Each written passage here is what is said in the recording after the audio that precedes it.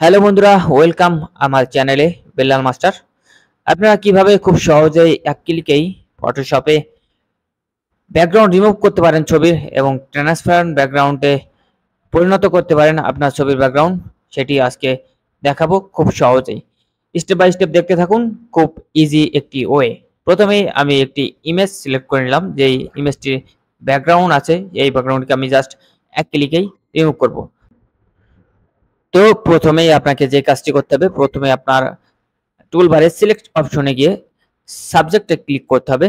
সাবজেক্টে ক্লিক করার পরে কিছুক্ষণ ওয়েট করতে হবে, প্রসেস হতে থাকবে। আপনার প্রসেস হওয়ার পরেই আপনার এই যে ছবির যে অংশটির কাছে আপনার ফটো, এই অংশটি সিলেক্ট হয়ে যাবে। আর সিলেক্ট হওয়ার পরে আপনাকে যেই কাজটি করতে হবে, সিলেক্ট হওয়ার পরে আপনার এই ছবিটাকে জাস্ট কাট করে নিতে হবে এবং পেস্ট করে দিতে হবে। পরবর্তীতে ব্যাকগ্রাউন্ডটা ধরে ডিলিট করে দিতে হবে। ব্যাস, আপনার কাজ শেষ। আপনার এই ব্যাকগ্রাউন্ডটির এখন ব্যাকগ্রাউন্ড রিমুভ হয়ে গেছে, এটা একটি ট্রান্সপারেন্ট ব্যাকগ্রাউন্ডে পরিণত হয়েছে। এখন এই ছবির ব্যাকগ্রাউন্ডে আপনি যে কোনো কিছু দিতে পারেন, আপনার যে কোনো কালার দিতে পারেন। বিশেষ করে পাসপোর্ট সাইজ যারা ছবি তৈরি করেন তাদের জন্য একটি ইজি ওয়ে। এছাড়াও যারা আপনার ছবির ব্যাকগ্রাউন্ড চেঞ্জ করতে চান তাদের জন্য খুবই একটা অসাধারণ সুন্দর উপায়। এতে করে আপনার ছবির যে রেজুলেশন, যে কোয়ালিটি, সবকিছুই ঠিক থাকবে।